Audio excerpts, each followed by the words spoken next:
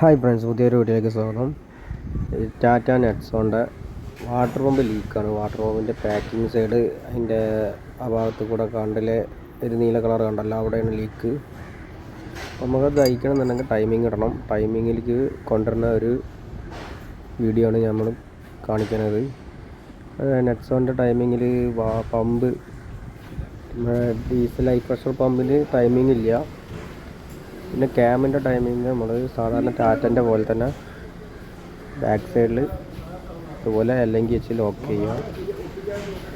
ഈ ക്രാങ്കിൻ്റെ ടൈമിങ് വരുന്നത് ടാറ്റൻ്റെ നമ്മളെ പഴയ വണ്ടികളൊക്കെ ഡീസൽ വണ്ടികളൊക്കെ എടുത്ത് നോക്കിയാൽ അതുപോലെ തന്നെ നമ്മുടെ ഓയിൽ ഫിൽറ്ററിൻ്റെയും ഇടയിൽ കൂടെ ക്രാങ്കിൻ്റെ സെൻസറിൻ്റെ ഇടയിൽ കൂടെ അല്ലെങ്കിൽ